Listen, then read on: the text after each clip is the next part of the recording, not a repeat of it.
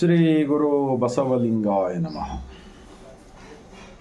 ಧರ್ಮಗುರು ವಿಶ್ವಗುರು ಅನುಭವ ಮಂಟಪದ ಮೂಲಕ ಸರ್ವಸಮಾನತೆಗಾಗಿ 12ನೇ ಶತಮಾನದಲ್ಲಿ ಬಿಜ್ಜಳ ರಾಜರ ಪ್ರಧಾನಮಂತ್ರಿಯಾಗಿದ್ದುಕೊಂಡು ಲಿಂಗ ಆಯತ ಧರ್ಮಸ್ಥಾಪಕರು ಆಗಿರ್ತಕ್ಕಂತಹ ಮಹಾತ್ಮ ಬಸವಣ್ಣನವರನ್ನು, ವಿಶ್ವಜ್ಯೋತಿ ಅಕ್ಕ ಮಹಾದೇವಿರವರನ್ನು, ಸಕಲ ಶಿವ ಶರಣರನ್ನು ಎನ್ನ ಹೃದಯ ಮಂದಿರದಲ್ಲಿ ನಿಂತ ಭಾರತ ದೇಶದಲ್ಲಿರ್ತಕ್ಕಂಥ 150 ಕೋಟಿ ಭಾರತೀಯರಿಗೆ ಬಸವ ಕಲ್ಯಾಣ ಅನುಭವ ಮಂಟಪ ಶರಣರ ನಾಡಿನಿಂದ ಈ ಮುಂಜಾನೆಯ ಸರ್ವರಿಗೂ ಶರಣ. ಅನುಭವ ಮಂಟಪದಲ್ಲಿ 770 ಜನ ಅಮರ ಗಣಗಳು, ಲಕ್ಷದ ಮೇಲೆ 96,000 ಉತ್ಪಾದಕ ವರ್ಗದವರು, ದುಡಿಯುವ ವರ್ಗದವರ ಇತಿಹಾಸ ಈ ಗ್ರಂಥದಲ್ಲಿ ಸಿಗುತ್ತದೆ. ಇದು ಬಸವ ಸಮಿತಿಯಿಂದ ಪ್ರಕಟವಾಗಿದೆ. ಇದು ಸರ್ಕಾರ ಮಾನ್ಯತೆಯ ಗ್ರಂಥವಾಗಿದೆ. ಈಗ ಒಂದು ವೀರಗೊಲ್ಲಾಳ ಇವರ ಇತಿಹಾಸ ಮತ್ತು ಇವರದೇ ಆಗಿರ್ತಕ್ಕಂಥ ಒಂದು ವಚನಗಳನ್ನು ಚಿಂತನೆ ಮಾಡೋಣ. ಇವರು ಬಿಜಾಪುರ ಜಿಲ್ಲೆಯ ಸಿಂದಗಿ ತಾಲೂಕಿನ ಗೋಲ್ಗೇರಿ ಗ್ರಾಮಕ್ಕೆ ಸೇರಿದವರು.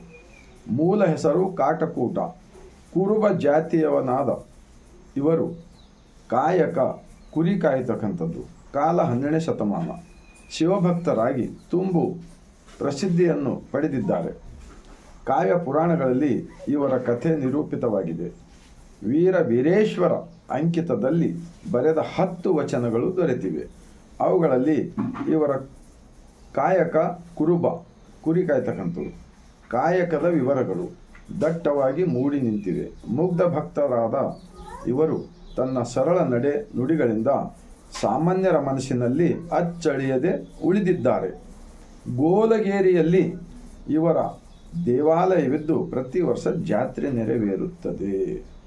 ಇವರ ಇತಿಹಾಸ ಕುರುಬ ಗೊಲ್ಲಾಳೇಶ್ವರರು ಅವರದ್ದೇ ಆಗಿರ್ತಕ್ಕಂಥ ಒಂದು ವಚನ ಚಿಂತನೆ ಮಾಡೋಣ.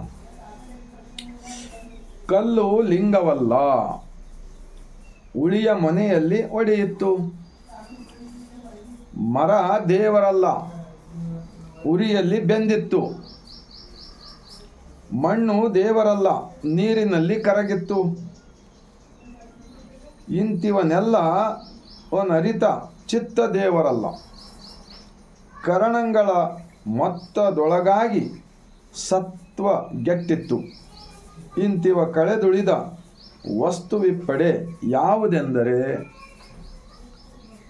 ಕಂಡವರೊಳಗೆ ಕೈಕೊಂಡಾಡದೆ ಕೊಂಡ ವ್ರತದಲ್ಲಿ ಮತ್ತೊಂದನರಿಯದೆ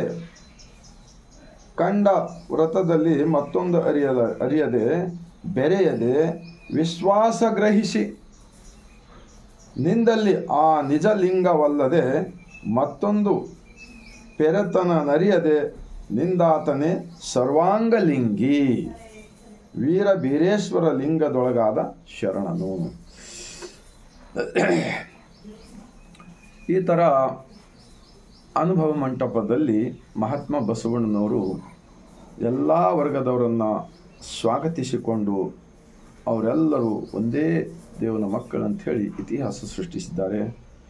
ಈ ವಚನ ಏನು ಹೇಳಿಕೊಡುತ್ತದೆ ಅಂದರೆ, ಈ ಹೊರಗಿನ ಪಾಖಂಡವಾದ ಅಂಧವಿಶ್ವಾಸ ಆಡಂಬರದ ಏನು ಇವತ್ತು ಮನುವಾದಿಗಳಂತೀವ್ ನಾವು, ಇವರೇನು ತಲೆಯಲ್ಲಿ ಸುಳ್ಳು ಗೊಳ್ಳು ಪೊಳ್ಳು ಹುಳ ಹಾಕಿ ಜನರಿಗೆ ಮೋಸ ಮಾಡಿ ಗುಲಾಮರಾಗಿ ಇಟ್ಕೊಂಡಿದ್ದಾರಲ್ಲ, ಅವರೆಲ್ಲ ಹಗರಣವನ್ನು ಈ ಗ್ರಂಥದಲ್ಲಿ ತೆಗೆಯಲು ಸಿಗುತ್ತದೆ. ಆದ್ದರಿಂದ ಈ ಬಸವಣ್ಣನವರು ಸ್ಥಾಪಿಸಿದ ಅನುಭವ ಮಂಟಪದ ಲಿಂಗಾಯತ ಧರ್ಮವನ್ನು ಎಲ್ಲ ವರ್ಗದವರು ಅಂದರೆ 97%, 3% ಕೊಂಡಿ ಮಂಚಣ್ಣ ವರ್ಗದವರನ್ನು ಬಿಟ್ಟು 97% ಎಲ್ಲ ಉತ್ಪಾದಕ ವರ್ಗದವರು ಕೂಡಿ ಕಟ್ಟಿದ ಧರ್ಮವಿದೆ. ಅದು ಲಿಂಗ ಆಯತ. ಈ ವೀರಗೊಲ್ಲಾಳೇಶ್ವರವರ ವಚನ ಬಸವ ಕಲ್ಯಾಣದಲ್ಲಿ ಬಂದವರ ಓಣಿ ಹತ್ತಿರ ಇದೆ. ಆದ್ದರಿಂದ ವೀರಗೊಲ್ಲಾಳೇಶ್ವರ ಇಂತಹ ವಚನಗಳನ್ನು ಕೆಡಿಸುವ ಕಾರ್ಯ ಯಾರೇ ಮಾಡಿದರೆ ಇನ್ನು ಮುಂದಿನ ದಿನಗಳಲ್ಲಿ ಇವರೆಲ್ಲರೂ ದೇಶದ್ರೋಹಿಗಳು ಆಗುತ್ತಾರೆ. ಆದ್ದರಿಂದ ಬಸವ ಕಲ್ಯಾಣದಲ್ಲಿ ಯಾರೇ ಕಾಲಿಡಬೇಕಾದರೆ ಬಸವಣ್ಣನವರನ್ನು ಧರ್ಮಗುರು ಎಂದು ಎಲ್ಲ ಶರಣರು ಅಪ್ಪಿಕೊಂಡಿದ್ದಾರೆ. ಮತ್ತು ದೇಹವೇ ದೇವಸ್ಥಾನವೆಂದು ನಂಬಿ ನುಡಿ ಮತ್ತು ನಡೆ ಒಂದಾಗಿಸಿಕೊಂಡು ಆಚರಣೆಯಿಂದ ಬದುಕಿದ್ದಾರೆ. ಇಂತಹ ಬಸವ ಕಲ್ಯಾಣದ ಭೂಮಿಯಲ್ಲಿ ಈಗ 800 ರೂಪಾಯಿಗಳ ಖರ್ಚಿನಲ್ಲಿ ನೂತನ ಅನುಭವ ಮಂಟಪ ಕಟ್ಟಲ್ಪಡ್ತಾ ಇದೆ. ಜಗತ್ತಿನ ಮಾನವರೆಲ್ಲರೂ ಈ ಕಲ್ಯಾಣಕ್ಕೆ ಬರುವ ಒಂದು ಎಲ್ಲ ಭರವಸೆಗಳಿವೆ. ಇಂತಹ ಸಂದರ್ಭದಲ್ಲಿ ಬಸವಾದಿ ಶಿವಶರಣರ ಹಿಂದೂ ಸಮಾವೇಶ ಅಂಥೇಳಿ ಇನ್ನೂ ಒಂದು ದೊಡ್ಡ ಕುತಂತ್ರ ಯೋಜನೆ ಮಾಡಿಕೊಂಡು ಇಂತಹ ಒಂದು ಮಹಾನ್ ಸರಳ ತತ್ವ ಎಲ್ಲರೂ ಯಾವ ಶಾಲೆಗೆ ಹೋಗಿಲ್ಲ, ಯಾವ ಕಾಲೇಜ್ ಕಲ್ತಿಲ್ಲ, ಇವ್ರು ಯಾರು ನಾಳಿನ ಸಲುವಾಗಿ ಏನೂ ಕೂಡ ಇಟ್ಕೊಂಡಿಲ್ಲ. ಅಂತಹ ಶರಣರ ಇತಿಹಾಸವನ್ನು ತಿರುಚುವ ಕಾರ್ಯ ಯಾರು ಮಾಡುತ್ತಾರಲ್ಲ ಅವರು ನಿಜವಾಗಿರ್ತಕ್ಕಂತಹ ಭಾರತ ದೇಶದ ಮೂಲ ನಿವಾಸಿಗಳ ವಿರೋಧಿಗಳಾಗುತ್ತಾರೆ, ದೇಶದ್ರೋಹಿಗಳಾಗುತ್ತಾರೆ. ಆ ಕಾರಣಕ್ಕಾಗಿ ಬಸವ ಕಲ್ಯಾಣದಲ್ಲಿ ಕಾಲು ಇಡುವುದಕ್ಕಿಂತ ಮುಂಚೆ 10 ಸಲ ಯೋಚನೆ ಮಾಡಬೇಕಾಗುತ್ತದೆ. ತತ್ವವನ್ನು ಅರಿತುಕೊಂಡು ಆಚರಣೆಯಲ್ಲಿ ತಂದು ಜನಸಾಮಾನ್ಯರ ಬದುಕನ್ನು ನಾವು ಹಸನು ಮಾಡೋಣ. ಅವರನ್ನು ಎಲ್ಲರೂ ನಮ್ಮ ಒಂದೇ ಪರಿವಾರ ಅಂತೇಳಿ ಒಪ್ಪಿಕೊಳ್ಳೋಣ. ಆ ನಂತರ ದೇಶದಲ್ಲಿರ್ತಕ್ಕಂಥ ನಿರುದ್ಯೋಗ, ಬಡತನ, ಅನಾರೋಗ್ಯ, ಇವೆಲ್ಲ ಸಮಸ್ಯೆಗಳಿವೆ, ಅನೇಕ ಸಮಸ್ಯೆ. ಈ ಸಮಸ್ಯೆಗಳ ಪರವಾಗಿ ನಾವು ಒಂದು ವೇಳೆ ನಿಮ್ಮ ಹೃದಯವಿದ್ದರೆ ಬಸವಣ್ಣನವರ ಶರಣರ ಅನುಭವ ಮಂಟಪದ ವಿಚಾರಗಳನ್ನು ತೀರ್ಚುವ ಕಾರ್ಯ ಮಾಡಿದ್ದೇ ಆದರೆ ನೀವೆಲ್ಲರೂ ಇವತ್ತಿಲ್ಲ ನಾಳೆ ಸಿಕ್ಕಿಕೊಳ್ಳೋದಂತ ಗ್ಯಾರಂಟಿ.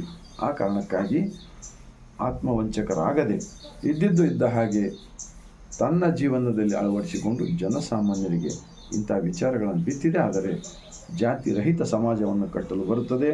ಆ ಕಾರಣಕ್ಕಾಗಿ ನಾನು ಒಂದೇ ಒಂದು ವಿಚಾರ ಹೇಳ್ತೇನೆ.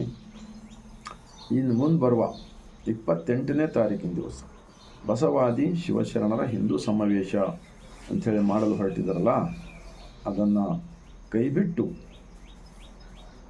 ಸತ್ಯದ ಪರವಾಗಿ ಎಲ್ಲರೂ ಕೈ ಜೋಡಿಸಬೇಕಂಥೇಳಿ ನಾನು ವಿನಂತಿ ಮಾಡಿಕೊಳ್ತಾ ಮತ್ತೊಮ್ಮೆ ಬಸವ ಕಲ್ಯಾಣ ಶರಣರ ನಾಡು ಅನುಭವ ಮಂಟಪದಿಂದ ಸರ್ವರಿಗೂ ಬಾಗಿದ ತಲೆ ಮುಗಿದ ಕೈಯಿಂದ ಶರಣ.